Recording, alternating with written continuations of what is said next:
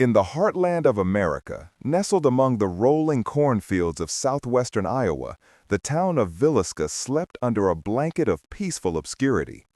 In the early summer of 1912, it was a place of quiet faith, close-knit families, and the comforting rhythm of small-town life. But on the morning of June 10th, that peace was irrevocably shattered. A horror was discovered inside a modest white house on East 2nd Street, a crime so brutal and bizarre it would not only devastate the community, but would also become one of America's most profound and disturbing unsolved mysteries. 8 people, including 6 children, were found bludgeoned to death in their beds, the victims of a silent, methodical killer who left behind a handful of cryptic clues and a legacy of fear that lingers to this day. This is the story of the Villisca Axe Murders, a century-old wound that has never healed, and a search for a phantom who committed the perfect crime. Like and subscribe to get more videos like this. To understand the depth of the tragedy, one must first understand the life that was stolen. The Moore family was, by all accounts, the embodiment of the early 20th century American dream. Josiah B. Moore, known to all as J.B., was a 43-year-old pillar of the Villisca community. He was a successful and ambitious businessman, the owner of a prosperous farm implement store that bore his name. He was known for his drive, his energy, and his prominent role in the town's social and religious life, particularly at the Presbyterian Church. His wife, Sarah Montgomery Moore, 39, was a devoted mother and homemaker, a woman described as gentle and sociable, a grounding force for her bustling family. Together, they had built a life centered around their 4 children, who filled the small house with the noise and joy of youth. Herman, the eldest at 11, was on the cusp of adolescence. Catherine, a bright and curious 10-year-old, was known for her love of reading. Boyd, at 7, and little Paul, just 5, were the youngest, a pair of energetic boys who completed the family portrait. The Moore home at 508 East 2nd Street was a reflection of their status. A clean, well-kept 2-story frame house that was modest yet comfortable. It was a home known for its hospitality, a place where neighbors and friends were always welcome. This reputation for warmth and community is precisely why, on that fateful weekend, 2 young girls who were not part of the immediate family found themselves sleeping under its roof. Lena and Ina Stillinger, aged 12 and 8, were the daughters of Joseph and Sarah Stillinger. They were friends of the Moore children and had come to spend the night after attending a special church event. Their presence was a testament to the innocence of the time and the trust that bound the community together. No one could have imagined that this simple sleepover, a common childhood joy, would place them directly in the path of an unimaginable evil. Sunday, June 9, 1912, began like any other Sabbath in Villisca. It was a day for worship, for family, and for community fellowship. The centerpiece of the day was the annual Children's Day program at the Presbyterian Church, an event eagerly anticipated by the town's youth. Sarah Moore had been the co-director of the program, and she, along with her children and the Stillinger girls, had spent weeks preparing. The evening service was a resounding success. The church was filled with proud parents watching their children recite verses, sing hymns, and perform in little plays. Catherine Moore recited a piece titled "The Language of the Flowers," and the entire Moore family, along with Lena and Ina, participated enthusiastically. By all accounts, it was a joyous, wholesome affair that showcased the very best of Villisca's community spirit. Among the congregation that evening was a man who seemed somewhat out of place. Reverend George Kelly, a traveling minister from Macedonia, Iowa, had a reputation for being eccentric. He was known for his intense, almost manic preaching style and his sometimes unsettling social awkwardness. He had been a guest preacher in the area and attended the Children's Day program, where he was seen by many, an odd, intense figure lingering on the periphery of the town's celebration. After the program concluded around 9:30 p.m., the streets of Villisca filled with families making their way home under the dim glow of the town's gaslights. The Moore family, accompanied by the Stillinger sisters, walked the few blocks back to their house. They were likely tired but happy, filled with the satisfaction of a successful evening. They chatted with neighbors along the way, their cheerful goodbyes echoing in the quiet night air. It was the last time any of them would be seen alive. They arrived home sometime between 9:45 and 10 p.m. The routine of the house would have been predictable. The children, weary from the long day, would have been sent to bed. Sarah would have prepared a plate of cookies and a bowl of milk for a late-night snack. Josiah would have checked the locks and tended to the chores. The house would have slowly settled into a deep, trusting sleep, the kind of sleep only possible in a place where one feels completely safe. The night was dark and moonless. A train rumbled through town in the early hours, its whistle a familiar sound that would have disturbed no one. Sometime between midnight and dawn, while the family and their young guests slept soundly, a killer slipped into the house. There were no signs of forced entry. The predator moved with a chilling silence and a terrifying purpose, armed with a weapon that belonged to the family itself. The silence of the Moore house on the morning of Monday, June 10th, was unusual. The family were early risers, and the sounds of a household with 4 children typically spilled out into the neighborhood at the break of day. But on this morning, there was nothing. The curtains remained drawn, the doors stayed shut, the house stood unnervingly still. Mary Peckham, the Moores' next-door neighbor, was the first to notice something was amiss. By 7 a.m., she had not seen any movement from the house. She had chores to do and tried to let her chickens out, but the Moores' chickens were in the way. She walked over to the house and knocked on the door. There was no answer. She tried to open the door, but it was locked from the inside. She called out for Sarah, but only silence answered. Growing concerned, she went back to her own yard and waited. An hour passed. Still nothing. The stillness was now deeply unsettling. She knew the entire family had been at the church program the night before. They had to be home. Her mind likely raced through logical explanations. Perhaps they were all sleeping in, exhausted from the previous day's excitement. But a knot of dread was tightening in her stomach. Finally, around 8 a.m., her anxiety peaked. She telephoned Josiah's brother, Ross Moore. "Ross," she said, her voice trembling, "something is wrong at JB's. You had better come over." Her words, simple and direct, carried a weight of unspoken fear. She couldn't explain why, but she knew, with a primal certainty, that the silence from her neighbor's home was not the silence of sleep. Ross Moore, a local druggist, received the call and immediately headed over. He arrived at his brother's house to find Mary Peckham waiting anxiously. He too knocked loudly on the front and back doors. He shouted his brother's name. The house remained as silent as a tomb. He tried the doorknobs, confirming they were locked.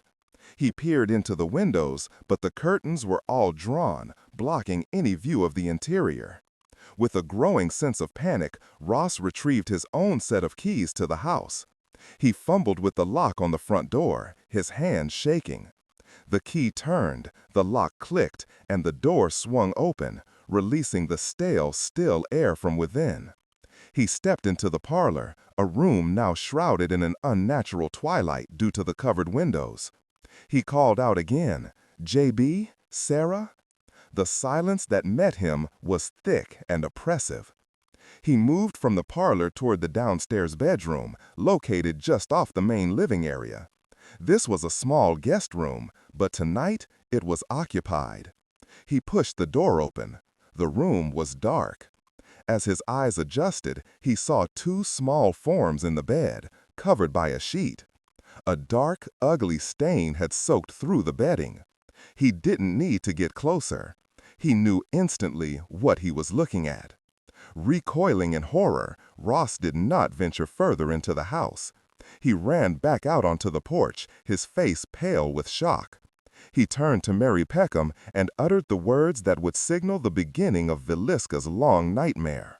"Mary, get the sheriff. Someone's been murdered." His call sent a shockwave through the small town's nascent communication network. The town marshal, Henry Hunter Horton, was summoned. As news of a potential tragedy at the Moore residence began to spread through the town's party line telephones, a crowd of curious and horrified townspeople started to gather on the lawn outside the house. Marshal Horton arrived and entered the home with Ross Moore. What they found inside was a scene of almost unimaginable carnage. In the downstairs bedroom, they confirmed Ross's initial discovery. The two small bodies were those of Lena, 12, and Ina Stillinger, 8. Both had been brutally bludgeoned to death. Their heads were crushed beyond recognition. Horton and his small, inexperienced team then made their way upstairs. The horror only deepened.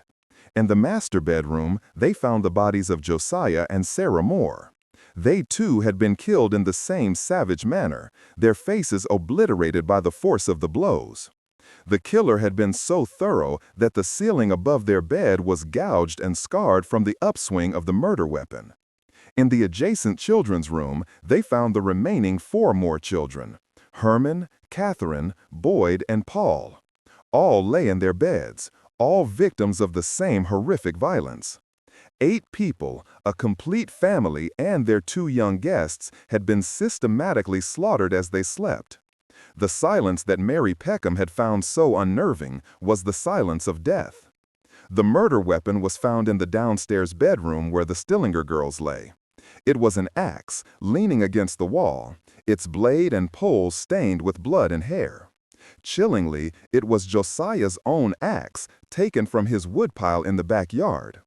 The killer had come unarmed and had used the victim's own tool to carry out the massacre. As the full scope of the atrocity became clear, the scene outside the house descended into chaos. In 1912, the concept of securing a crime scene was in its infancy. There was no police tape, no established protocols. As word spread like wildfire, hundreds of people from Villisca and the surrounding countryside converged on the Moore residence. Driven by a morbid mix of horror, grief, and curiosity, they did the unthinkable. They walked through the house. Men, women, and even children traipsed through the rooms, their shoes tracking mud and dust across the floorboards. They touched the furniture, peered at the bodies, and whispered in horrified tones. It is estimated that over 100 people toured the murder house before any semblance of order was established. In doing so, they obliterated any potential evidence the killer might have left behind. Fingerprints, footprints, fibers, and other trace evidence were hopelessly contaminated, trampled under the feet of the gawking public. This catastrophic failure to secure the scene was the first and perhaps most critical error in what would become a deeply flawed investigation. The killer had left a trail, but that trail was almost immediately wiped away by the very community he had terrorized. The search for justice was crippled before it had even truly begun. When investigators were finally able to clear the house and conduct a more methodical examination, they uncovered a series of bizarre and unsettling details that only deepened the mystery. These clues seemed to speak of a killer who was not just brutal, but also ritualistic and strangely methodical. They painted a portrait of a disturbed and complex mind. The most peculiar detail was the covering of all the reflective surfaces in the house. Every mirror, including the large one on the dresser in the parents' bedroom, and the hand mirrors, had been covered with cloths or cloths. The glass panels on the doors were also obscured. This act suggested a killer who could not bear to see his own reflection, or perhaps, in a more superstitious interpretation, one who feared the spirits of his victims might be trapped in the glass. In the downstairs bedroom with the Stillinger girls, investigators found 2 other strange items. A 2-pound slab of uncooked bacon from the icebox had been taken and leaned against the wall next to the axe. It was wrapped in a dish towel. Its purpose remains one of the most baffling aspects of the case. Was it a bizarre calling card, a symbol of some kind, or an aborted attempt to start a fire to cover the crime? Near the bacon was a small keychain fob, an insignificant object that could have been a crucial clue. It was an item that didn't belong to the Moore family. It was likely dropped by the killer, a tiny mistake in an otherwise meticulously executed plan. But in the chaos of the contaminated scene, its value was diminished, its origin impossible to trace with certainty. In the kitchen, another strange tableau was discovered. A bowl of bloody water sat on the table, indicating the killer had taken the time to wash his hands after the slaughter. Alongside it was a plate of uneaten food, suggesting a killer who felt comfortable enough to linger in the house, perhaps even considering a meal before departing. This act of washing, combined with the lingering, points to a killer who was not in a panicked rush to flee, but was instead operating with a chilling sense of calm and control. Forensic analysis, primitive as it was, revealed more disturbing details. The coroner determined that all 8 victims had been killed with the blunt end of the axe, the pole, not the blade. The blows were delivered with such tremendous force that they had crushed the victims' skulls. The killer had moved from room to room, attacking each person as they slept, starting with the parents, Josiah and Sarah, before moving on to the children.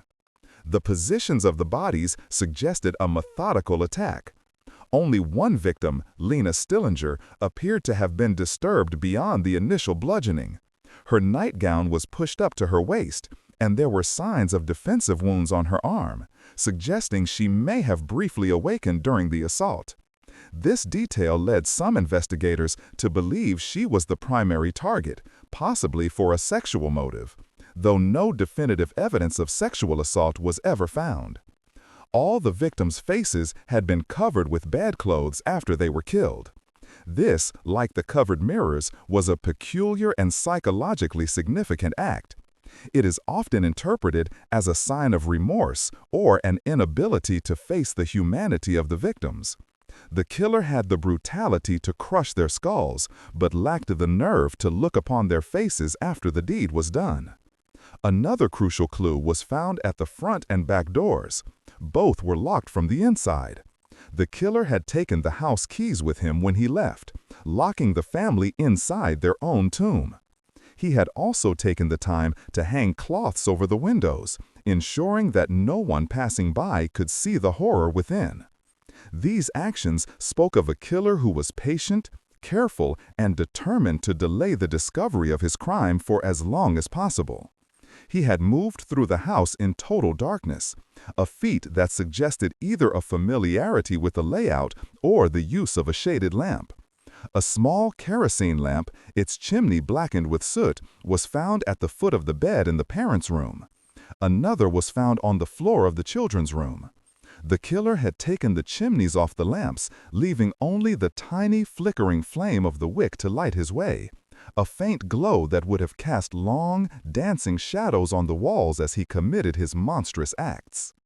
The investigation into the Villisca Axe murders was, from its very inception, a chaotic and disjointed affair. The initial response was led by local law enforcement, who were completely unprepared for a crime of this magnitude. Marshal Horton, while a respected member of the community, was essentially a small-town peacekeeper, not a homicide detective. The sheer brutality and complexity of the case were far beyond his experience. The Montgomery County Sheriff, Orrin Jackson, soon took over, but he too was out of his depth. The lack of a clear command structure and the early contamination of the crime scene created a foundation of confusion from which the investigation would never recover. Different officers pursued different leads, often without communicating with one another, resulting in duplicated efforts and missed opportunities. Recognizing their limitations, local authorities called for outside help. The Burns Detective Agency, a famous private investigation firm, was hired. Their lead detective, James Newton Wilkerson, was an aggressive and often controversial figure. He arrived in Villisca with a sense of purpose, but also with a set of preconceived notions that would heavily influence the direction of his investigation. Simultaneously, the state of Iowa sent its own investigators, leading to an immediate and damaging rivalry. Wilkerson and the state agents clashed frequently, hoarding information from each other and publicly criticizing each other's methods. This jurisdictional infighting turned the investigation into a political battleground, with the truth becoming a secondary concern to professional pride and public perception. One of the earliest investigative tools employed was the use of bloodhounds. Two handlers and their dogs were brought in from Beatrice, Nebraska. The dogs were given the scent from the murder weapon and immediately picked up a trail. They led a large crowd of onlookers from the back of the Moore house down a winding path to the West Nottoway River and then back into town, circling the home of a prominent citizen before finally losing the scent at the railroad tracks. The trail was tantalizing but ultimately inconclusive. It created a flurry of excitement and suspicion but led to no arrests. The path suggested a killer who knew the town's layout and who may have departed on an early morning freight train, a theory that would gain more traction in the years to come. As the formal investigation floundered, the court of public opinion was running rampant. In the vacuum of concrete evidence, rumors and gossip filled the void. The town of Villisca, once a bastion of communal trust, became a hotbed of suspicion and paranoia. Neighbors began to look at each other with distrust. Business rivalries, old grudges, and whispered rumors of infidelity were all re-examined through the grim lens of murder. The pressure to find a culprit was immense. The press, both local and national, descended on the small town, sensationalizing the crime and demanding answers. This intense scrutiny only added to the chaos, pushing investigators to focus on suspects who fit a convenient narrative rather than those who fit the evidence. In the weeks and months that followed, a revolving door of suspects would be considered, questioned, and ultimately dismissed. Transients, disgruntled former employees, and local eccentrics were all brought in for interrogation. Each lead, however promising, seemed to dissolve under scrutiny, leaving investigators back where they started, with a house full of bodies and a killer who had vanished into thin air. The hunt for the Villisca Axeman had begun, a hunt that would fixate on several key individuals, turning their lives upside down and creating legends that persist to this day. Out of the fog of suspicion, the first major suspect to emerge was a man who seemed to embody the very antithesis of the crime's brutality, a man of God. Reverend George Kelly was an English-born traveling minister, a practitioner of a niche Methodist offshoot called the Holiness Movement. He was known for his fiery, emotional sermons and his often erratic behavior. He had a history of mental instability, having reportedly suffered a nervous breakdown as a young man, and was known to engage in strange activities, including window peeping. Kelly was in Villisca on the night of the murders. He had arrived a few days earlier to teach at the local Sunday school, and had prominently attended the Children's Day program at the Presbyterian Church on the evening of June 9th. Multiple witnesses placed him there, noting his intense and somewhat odd demeanor. He was an outsider, a peculiar figure who didn't quite fit in, which immediately made him an object of suspicion in the tight-knit community. His actions on the morning of June 10th were highly suspect. He left Villisca at 5:19 a.m. on the eastbound train, hours before the bodies were discovered. He was one of the first people to leave town after the murders had been committed. Later, he would claim to have heard of the murders before they were publicly known, a statement that would come back to haunt him. For several years, Kelly remained a person of interest, but was not formally charged. He continued his itinerant preaching, but the shadow of Villisca followed him. He wrote a series of bizarre and rambling letters to investigators and public officials, sometimes offering his assistance in the case, other times making cryptic pronouncements. His obsession with the crime was palpable and deeply unsettling. The hunt for the Villisca Axeman had begun, a hunt that would fixate on several key individuals, turning their lives upside down and creating legends that persist to this day. Out of the fog of suspicion, the first major suspect to emerge was a man who seemed to embody the very antithesis of the crime's brutality, a man of God. Reverend George Kelly was an English-born traveling minister, a practitioner of a niche Methodist offshoot called the Holiness Movement. He was known for his fiery, emotional sermons and his often erratic behavior. He had a history of mental instability, having reportedly suffered a nervous breakdown as a young man and was known to engage in strange activities, including window peeping. Kelly was in Villisca on the night of the murders. He had arrived a few days earlier to teach at the local Sunday school and had prominently attended the Children's Day program at the Presbyterian Church on the evening of June 9th. Multiple witnesses placed him there, noting his intense and somewhat odd demeanor. He was an outsider, a peculiar figure who didn't quite fit in, which immediately made him an object of suspicion in the tight-knit community. His actions on the morning of June 10th were highly suspect. He left Villisca at 5:19 a.m. on the eastbound train, hours before the bodies were discovered. He was one of the first people to leave town after the murders had been committed. Later, he would claim to have heard of the murders before they were publicly known, a statement that would come back to haunt him. For several years, Kelly remained a person of interest, but was not formally charged. He continued his itinerant preaching, but the shadow of Villisca followed him. He wrote a series of bizarre and rambling letters to investigators and public officials, sometimes offering his assistance in the case, other times making cryptic pronouncements. His obsession with the crime was palpable and deeply unsettling. The turning point came in 1917, 5 years after the murders. Kelly was arrested in South Dakota for sending obscene material through the mail. During his interrogation, the subject of the Villisca murders came up. Under pressure from postal inspectors, and perhaps in a state of mental and emotional collapse, George Kelly confessed to the crime. His confession was stunning in its detail. He claimed he had received a vision from God, a divine command to slay and slay utterly the Moore family.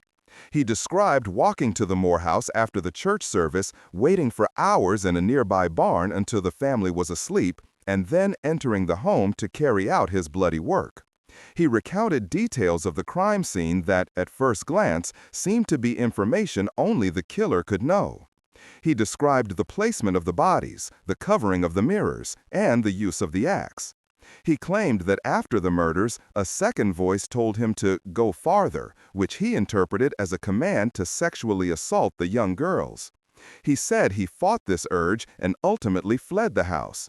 This internal struggle, he described, seemed to provide a potential explanation for the state of Lena Stillinger's body. Based on this confession, a grand jury was convened, and Reverend Kelly was indicted for the murder of Lena Stillinger. He was brought back to Iowa to stand trial. The prosecution's case rested almost entirely on his confession. They presented him as a sexually deviant, mentally unhinged religious fanatic who had acted on a divine, murderous impulse. However, as the trial progressed, the confession began to fall apart. Kelly's defense team argued that the confession had been coerced. They claimed that the postal inspectors had relentlessly interrogated him for hours, depriving him of sleep and food, and had fed him details of the crime scene, which he then repeated back to them in a confused and suggestible state. Kelly himself recanted, testifying that he was innocent and that his confession was a product of duress and a desire to end the grueling interrogation. Furthermore, inconsistencies in his story emerged. His timeline of events was questionable. His physical description of the layout of the Moore house was flawed.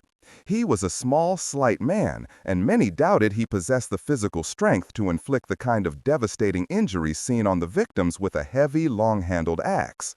The first trial, held in September 1917, ended in a hung jury. 11 jurors voted for acquittal, with only one holding out for conviction. The state, determined to secure a conviction, decided to try him again. The second trial took place just 2 months later, in November 1917. This time, the defense was even more effective at discrediting the confession. They painted Kelly not as a monster, but as a mentally fragile and easily manipulated man who had been railroaded by overzealous investigators desperate to close the case. After deliberating for less than 2 hours, the jury in the second trial returned with a verdict, not guilty. Reverend George Kelly was a free man. He walked out of the courthouse and faded back into obscurity, his name forever linked to the Villisca murders, but officially exonerated by a court of law. To this day, opinions are fiercely divided.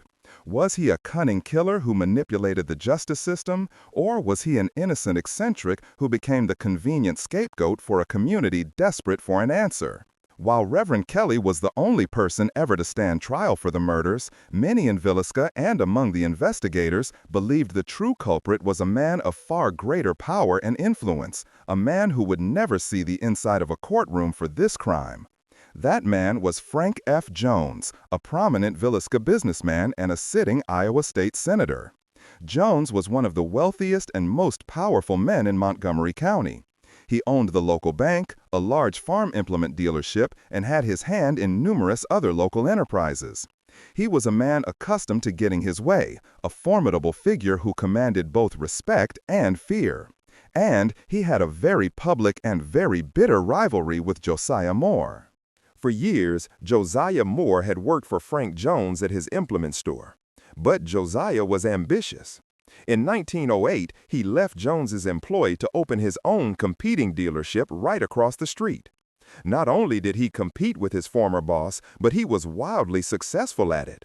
Josiah secured the highly coveted dealership for the John Deere Company, a major blow to Jones, who sold implements from a rival manufacturer. Josiah Moore was not just a business rival, he was a direct threat to Frank Jones's dominance in the local market. Their professional animosity was well known throughout Villisca. The two men were said to be engaged in a bitter price war, and their personal relationship had soured completely. This fierce rivalry provided a clear and compelling motive: professional jealousy.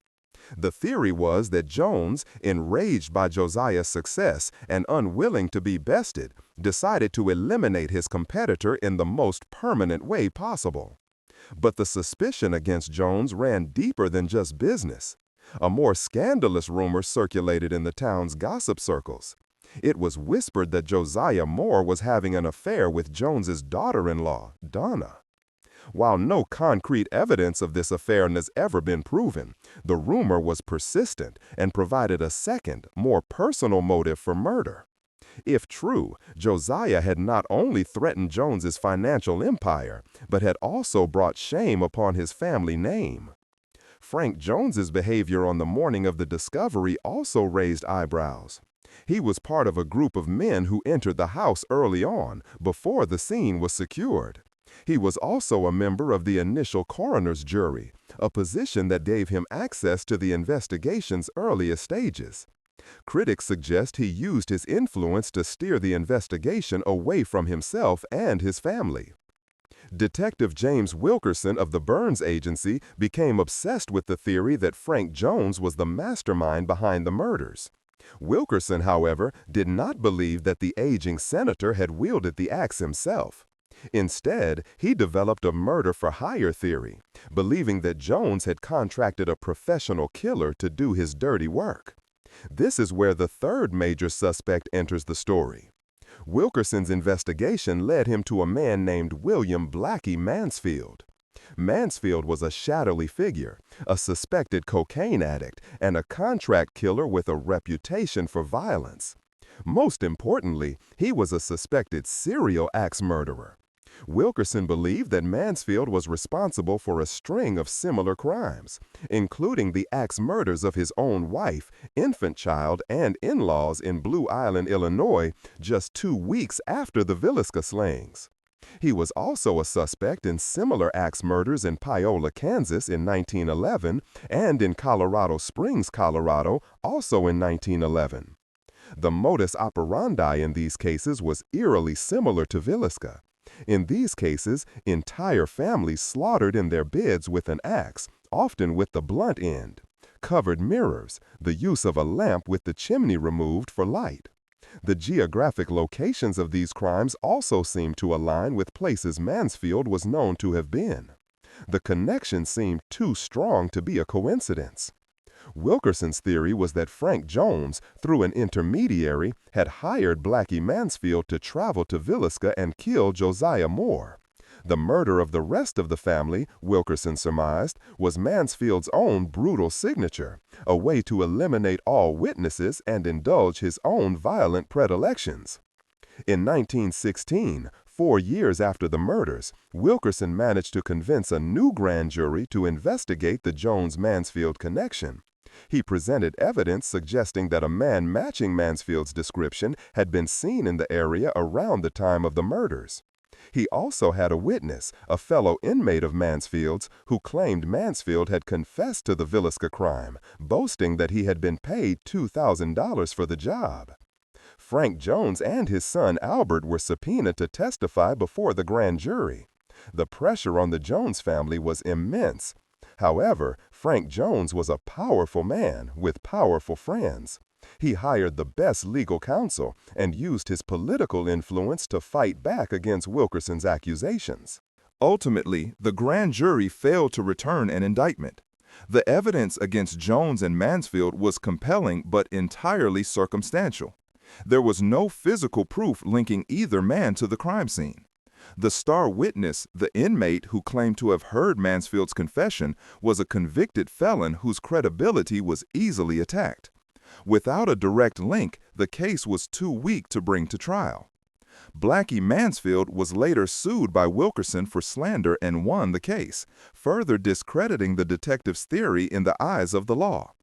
Despite the lack of a conviction, the suspicion against Frank F. Jones never fully dissipated. Dr. Edgar Epperly, the foremost historian of the Villisca case who dedicated over 60 years of his life to studying it, concluded in his book, Fiend Incarnate, that the Jones-Mansfield murder-for-hire plot was the most plausible explanation for the crime. For many, the image of the powerful senator orchestrating the massacre from the shadows remains the most compelling and chilling solution to the mystery. Beyond the three primary suspects, Kelly, Jones, and Mansfield, the wide net of the investigation caught several other individuals whose stories add further layers of intrigue and confusion to the case. One of the most striking of these is the case of Henry Lee Moore. It is important to note that he was of no relation to the Villisca Moore family. The shared surname is a grim coincidence. Several months after the Villisca massacre, in December of 1912, Henry Lee Moore used an axe to murder his mother and maternal grandmother in their home in Columbia, Missouri. The brutality of the crime and the choice of weapon immediately drew comparisons to the Villisca slayings. Law enforcement in both states began to investigate a possible connection. Henry Lee Moore was a young man with a history of mental illness. When he was apprehended, he confessed to the murders of his family members, and he was tried, convicted, and sentenced to life in the Missouri State Penitentiary. During his incarceration, investigators from Iowa traveled to Missouri to question him about the Villisca case. There were certainly similarities. Both crimes involved an axe, were exceptionally violent, and targeted victims in their own homes. However, there were also significant differences. Henry Lee Moore's crime was a domestic dispute that escalated into a frenzy of violence.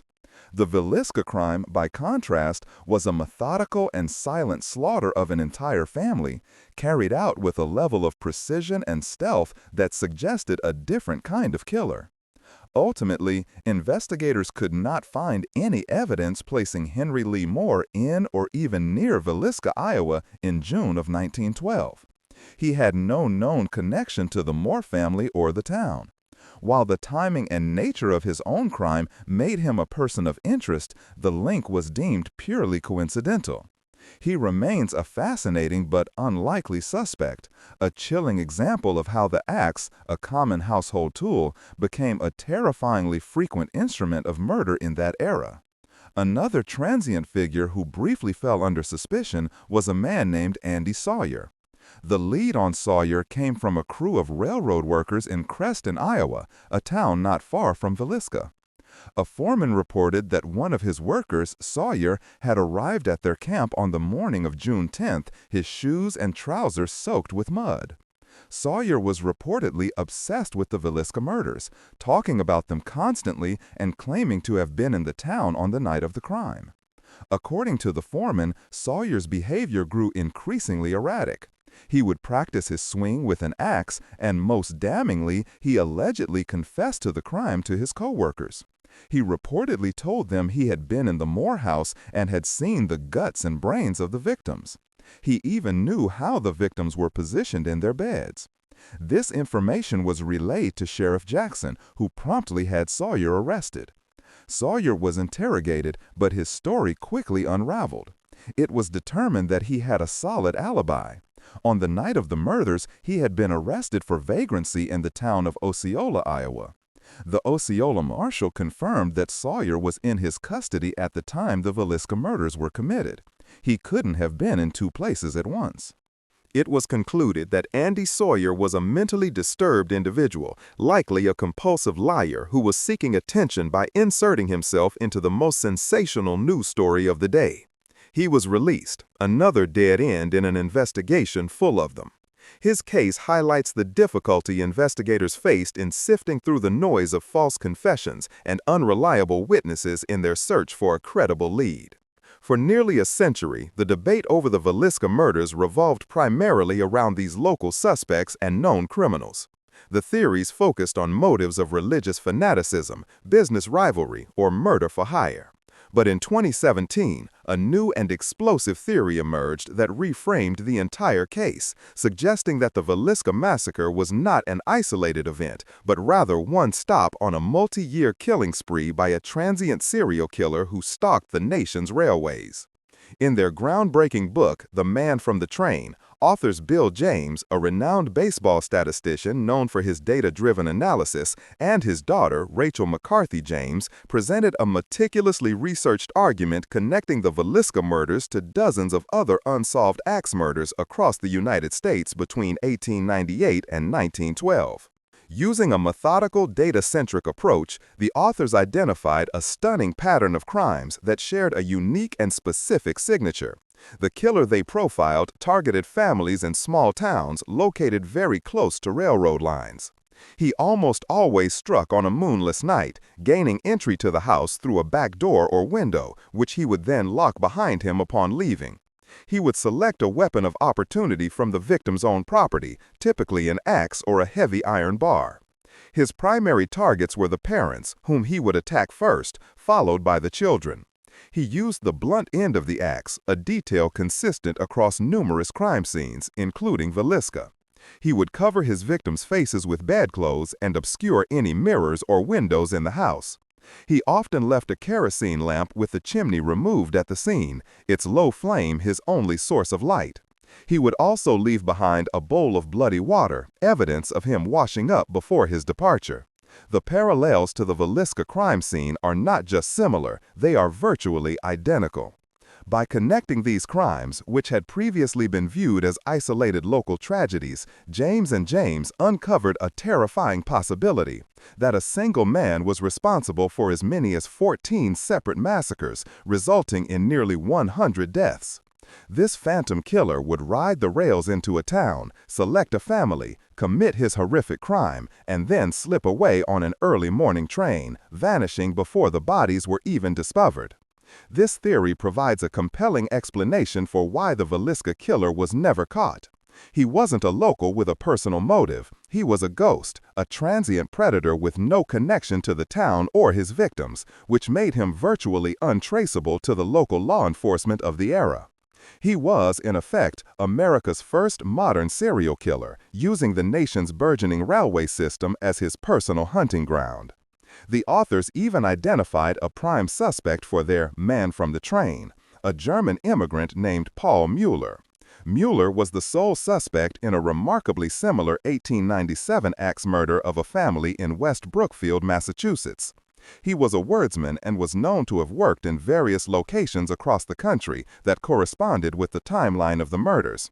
After the Massachusetts crime, he was pursued but managed to escape, seemingly disappearing. James and James theorized that he continued his killing spree for over a decade, culminating in the Villisca massacre in 1912, after which the specific pattern of killings abruptly stopped. The Man from the Train theory offers a powerful evidence-based solution to the Villisca mystery. It accounts for the killer's apparent lack of motive, his stealthy entry and exit, and the bizarre ritualistic elements of the crime scene. It suggests that the intense focus on local suspects like Reverend Kelly and Frank Jones may have been a tragic misdirection, a community looking for a monster among themselves while the real monster was already hundreds of miles away, rattling along the rails to his next destination. It's a theory that has gained significant traction among true crime researchers and offers what many believe is the most logical, albeit terrifying, explanation for who killed the Moore family and the Stillinger girls. The impact of the murders on the town of Villisca was immediate and devastating. The crime didn't just take 8 lives, it shattered the community's sense of security and trust. In the days and weeks following the discovery, a palpable fear gripped the town. Residents locked their doors for the first time in their lives. Men armed themselves and formed vigilante patrols, walking the streets at night, watching for any suspicious strangers. The railroad, once a symbol of progress and connection to the outside world, became a source of anxiety. Every transient who passed through town was viewed with suspicion. The theory that the killer had arrived and departed by train was prevalent from the beginning, and the tracks that ran through Villisca seemed to mock the town, a constant reminder of the killer's easy escape. The protracted and public nature of the investigation only deepened the community's wounds. As the focus shifted from an outside intruder to local suspects, the town began to turn on itself. The accusations against Reverend Kelly divided the religious community. The investigation into Frank F. Jones split the town along lines of class and loyalty. Friends and neighbors who had known each other for years began to exchange suspicious glances. The social fabric of Villisca was tearing apart.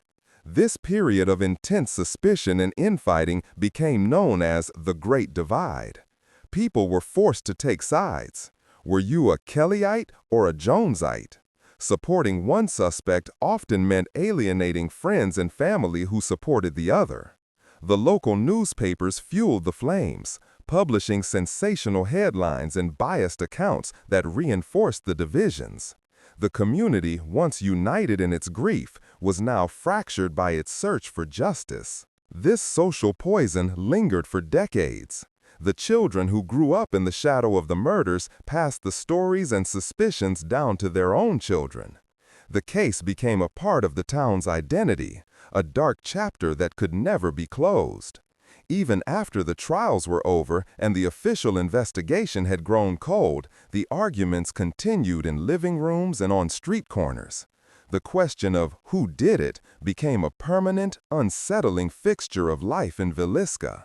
The crime also left a physical scar on the town, the house at 508 East 2nd Street. After the murders, the house sat empty for a time, a grim monument to the tragedy. It passed through a series of owners over the years, many of whom rented it out. Some tenants reported strange occurrences, unexplained noises, the feeling of being watched, an unshakable sense of sadness that seemed to permeate the walls. But for the most part, it was just a house, a place where people tried to live ordinary lives in the shadow of an extraordinary horror. That all changed in 1994 when a local woman named Martha Lynn, fascinated by the history of the crime, purchased the house. She and her husband Darwin embarked on a mission to preserve it. They undertook a meticulous restoration, returning the house to its 1912 condition. They removed modern additions like electricity and indoor plumbing, furnished it with period-appropriate antiques, and effectively turned the home into a time capsule, a snapshot of the Moore family's final moments. Their goal was to create a historical museum, a place where people could learn about the case and pay their respects to the victims. The Villisca Axe Murder House was open to the public for daytime tours. But soon, a different kind of visitor began to arrive, paranormal investigators. The house quickly gained a reputation as one of the most haunted locations in America. Visitors on tours and overnight stays have reported a wide range of unexplained phenomena. They speak of hearing the disembodied voices of children whispering and giggling in the upstairs bedrooms. Objects, particularly toys left for the spirits of the children, are said to move on their own. Doors open and close, and mysterious cold spots drift through the rooms. Audio recordings, known as electronic voice phenomena or EVPs, have purportedly captured phrases like, "I killed them," and the names of the children. Paranormal television shows flocked to the house, each crew leaving with its own collection of spooky footage and chilling tales. The house became a bucket list destination for ghost hunters and dark tourists. Its tragic history transformed into a source of entertainment and morbid fascination. For many, this commercialization of the tragedy is unsettling, an exploitation of the victim's suffering.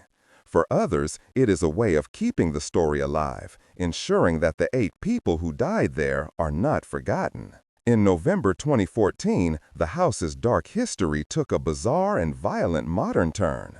Robert Stephen Larson Jr., a paranormal investigator from Wisconsin, was staying overnight in the house with a group of friends. In the early hours of the morning, his companions found him with a self-inflicted stab wound to the chest. He was rushed to the hospital and survived. When questioned, Larson reportedly told authorities that he had been attacked by an unseen entity, a malevolent spirit that had been tormenting him throughout the night. However, investigators concluded that the wound was self-inflicted, a result of a psychological breakdown, possibly exacerbated by the house's oppressive atmosphere. The incident brought the Villisca Axe Murder House back into the national spotlight, a shocking reminder that the darkness contained within its walls still has the power to affect the living. Whether one believes in ghosts or not, the story of Robert Lawrenson serves as a powerful testament to the psychological weight of the location and the enduring horror of the crime that defines it. Over a century has passed since that terrible June night in 1912. The world has changed in ways Josiah and Sarah Moore could never have imagined. Forensic science has evolved from a primitive art into a powerful tool of justice, capable of solving crimes with a single strand of hair. And yet, the Villisca Axe murders remain as stubbornly unsolved as they were on the day the bodies were discovered. All the key players are long dead. Reverend Kelly died in 1959, maintaining his innocence to the end. Frank F. Jones passed away in 1941, taking any potential secrets to his grave. William Blackie Mansfield died in prison in 1955 after being convicted of an unrelated crime. The truth, it seems, has died with them. We are left with a collection of compelling but ultimately unproven theories. Was it the deranged preacher, acting on a twisted divine mandate? Was it the powerful senator, eliminating a business rival through a hired killer? Or was it the anonymous man from the train, a phantom who left a trail of blood-soaked axes along America's railways before vanishing forever? Each theory has its proponents and its evidence, but each also has its holes and its unanswered questions.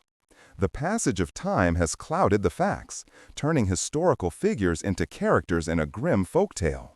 The lack of a definitive answer is perhaps what makes the case so endlessly fascinating. It is a perfect mystery, a puzzle with no solution, that invites endless speculation. We have explored the facts, the theories, and the enduring legacy of this horrific crime. Now I'd like to ask you, where are you watching from? It's remarkable how a story from a small Iowa town has reached so many corners of the world, a testament to its chilling power. But in our fascination with the puzzle, it is essential to remember the human cost.